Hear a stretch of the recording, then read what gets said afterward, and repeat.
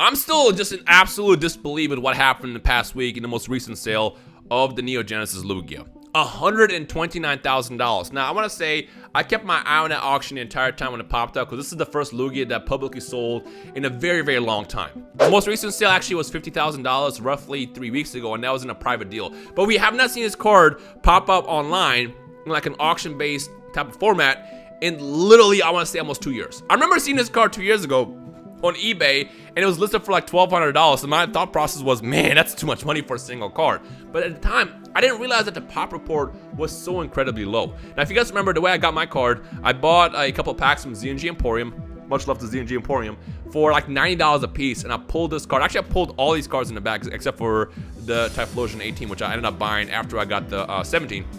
But I pulled all these cards. I initially pulled the Feraligatr first, and then I bought a couple more packs, and then I got the Lugia afterwards. Flashback. Into the next pack. Feraligatr. Actually, I'm really curious to know when people buy packs from like people like Z&G Emporium. I want to know what other people pull, because obviously not everybody's a content creator. Everybody, for the most part, are just basically people who are just buying, and I would love to know what other people are getting. Oh, I feel like this is gonna be a hollow. I feel like this one's gonna be a hollow. It looks kind of shinier, but I might be wrong. Maybe just because my lighting is reflecting on it. But the back looks fantastic. So I actually hope this is a hollow. I hope this is a hollow, because if it is, that's gonna be some flames potentially. Okay, Lantern. We got another Croconaut. Actually, I don't think I pulled this Croconaut before. The one with the mouth open. Ariados. Mantine again. Literally in every single pack. Slowpoke, Totodile, my boy. Sunkern, Spinarak, Double Gust, and then finally Psychic Energy. And what is this? Yo! Bro! Come on! Yes! Come on! Yes! Yo, where's the card savers? Where are the card savers? Come on! Oh my gosh! Minty freshness. Please have no lines. Oh my gosh, it has no mint. It has no errors. Dude, look at my hands. Come on! What a pull! What a pull! Get right into the card saver. Oh my god. And it came from Feraligatr too. And it came from Feraligatr. Good lord. I'm out of breath. End of flashback. Now you're probably wondering, why is this card worth so much? What is it about Lugia that makes collectors go crazy? And to answer that question, Neo Genesis just they couldn't get their shit together. That's all it is. They could not get their shit together, and the prints were so god awful. If you were to open a Neo Genesis pack right now, I actually wish I thought about opening a pack right now just to show you an example, but I'll probably save those for another time. But if you're to open a Neo Genesis pack right now, there's a good chance you're gonna pull a PSA 7 or PSA 8 quality right out of the pack. Actually, I got this right next to me over here. These cards were just god awful. Look at this. Every single time you open these cards, you just have print lines on print lines on print lines. You can kind of barely see it, but the problem with these cards is I don't know if WotC at the time was hired or like a cat took over and started basically controlling all their factories. But literally, like their factories were run by cats. Every single card that came from the Neo Genesis era was absolutely clawed up. It was terrible. So you buy a pack, which sucks even now, because back then you would pay for like $90 for a pack like 2 years ago. And if you pull a hollow, if you get a PSA 8 or 9, that's still pretty good. But now we're talking about like almost $1,000 plus packs, and if you pull a card and it's a PSA 7 out the back, it hurts. But let's say you get lucky and you get a card that has no print lines. Well, now you're dealing with this amazing centering. I don't know what happened. They must have had like, you know, management changes or something, but they just could not figure out the printing. Now, if you get lucky and you get one of the elite properly printed cards, we're talking about cards that collectors are going to do whatever they can to get. The thing about Neo Genesis is anybody that owns a Neo Genesis card and PSA 10 format, I know is not selling their cards because it's so hard to get these. You know, I got the pop report pulled up. As always, if you want to check out the pop report for yourself, you can go to psacard.com/pop for PSA, and BGS has their own pop report as well over there as well. So just like do your research on these. But look, PSA 10 first edition Lugia, $129,000. There's only 41 of these in the world. There's 328 9s, and then there's 468 PSA 8s. I pulled this card a lot of times over the course of the last 2 years, and every single time it was god awful. I got lucky once. I got lucky once, and that's when I pulled this guy. Has no print lines, and by the way, this is a sleeve, so don't be all like, oh, there's a print line right there. This card has no print line at all. If you want to see the original video, I will probably link it in the description below and stuff like that. But yeah, I got lucky enough to pull this a couple years ago, year and a half ago, I want to say, and it came back as a PSA 10. Now, I was questioning, why is it that people cared about Typhlosion so much more? This is like the Charizard of the set. And to answer this question, Typhlosion kind of cheated, to be honest. I don't know if Typhlosion specifically, they just couldn't figure out the printing even more, but for some reason, almost every single Typhlosion card you pull is going to have print lines on it. There's going to be centering issues. They got the red dot that people consider an error sometimes, but I think they dock points for that because it's actually like form of damage. I don't really know how to treat the red dot, but Typhlosion had awful printing. Now, first edition, there's 9 of these in the world. I got lucky enough to get an 8. I got lucky enough to get an 8, but there's 9 PSA 10s of this in the world.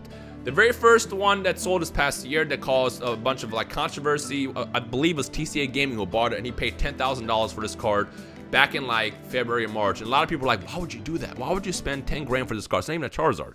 And he answered that question before the same way he answered it now. Not many exist. Think about this. If you're collecting cards and you know that this isn't a single digits, the value is going to be astronomical. Now, honestly, I feel like if both of these had a similar property port, the Lugia will be absolutely dwarfing the Typhlosion in regards to the price and stuff. But because Typhlosion just has such a low property port, it's ridiculous. And you know what? The Unlimited card is even crazier. There's 4 of these in the world, and I believe Charizard King owns 2, I own 1. We don't know who owns the 4th one, but between the 4 of us, I guarantee you're never going to see this sell. The only way you'll probably see this sell is if someone gets lucky enough and pulls one again, and they have a perfect one, they get it graded, it comes back as PSA 10. That's the only way you'll see an Unlimited Typhlosion ever sell. The thing about these cards is they're so hard to obtain that anybody that owns a PSA 10 version of them is just not want to get rid of them. Just because I know if I get rid of this Lugia, sure, 100 grand would be nice, but I also know I will never own it ever again. Now, something else I want to talk about, I talked about the PSA 9 Gold Rush in the past week on my channel as well, but the second this sold for $129,000, there was a spike in sales. Like, PSA 9s of this were selling for like 9 grand, 8 grand. There was PSA 8s were selling for like 2 or 3 or 4 grand. It's like a lot of people are trying to hop on the train for Lugia now.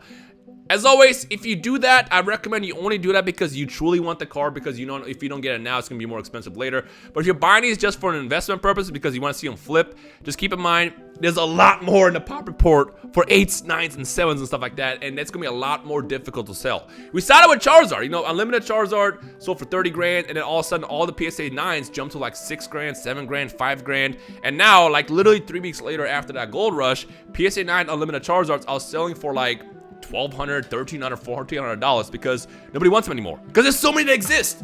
Always keep your eye on the pop report, and that's what causes like some of these to go up.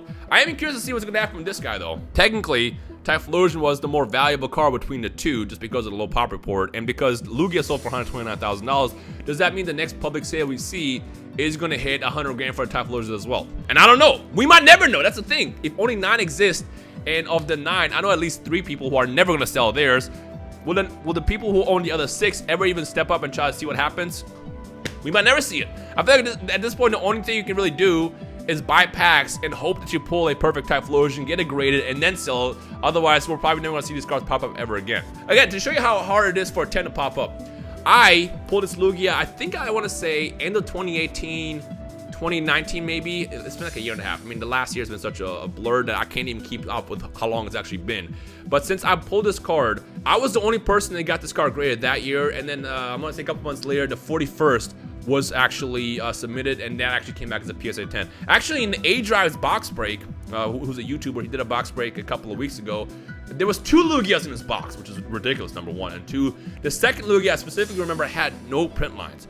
I don't remember how the centering was, but if that card comes back as a PSA 10, that means there's going to be 42 10s in the world. Now, whether or not that person decides to sell that, we don't know yet. I mean, they might, because it's like, I don't know how much attachment they have to Lugia as a Pokemon. This is one of the hardest cards to grade in the Pokemon hobby because of that. So yeah, that's why you're never going to see that many pop up. Now again, for all I know, maybe someone's going to unearth a giant case of Neo Genesis boxes that were all printed in a perfect factory. They're going to be full of Lugias and Typhlosions, and they'll all get graded, and maybe they'll toss in a couple more in the actual pool, and maybe we'll see more pop up. But even with Typhlosion, the PSA 10 first edition version, I don't think we've seen a single one get graded in the past year that was a 10. It was just, as long as I remember, it's always been 9. I know It's funny though. When I pulled this, there was only 2 PSA 10s, and actually the same week that I submitted mine, someone else got lucky and they pulled the perfect one as well. So actually 2 PSA 10s were added in the same week. But outside of that, not again since. I'm looking at the pop report right now. There's still only 4 PSA 9 unlimited Typhlosion that exist. Which, by the way, what does that mean for unlimited cards? You know, unlimited cards have, like, I know people always want first edition when it comes down to collectibles the most, but like, if way less unlimited cards exist in the pop report, does that make those cards more valuable, more rare?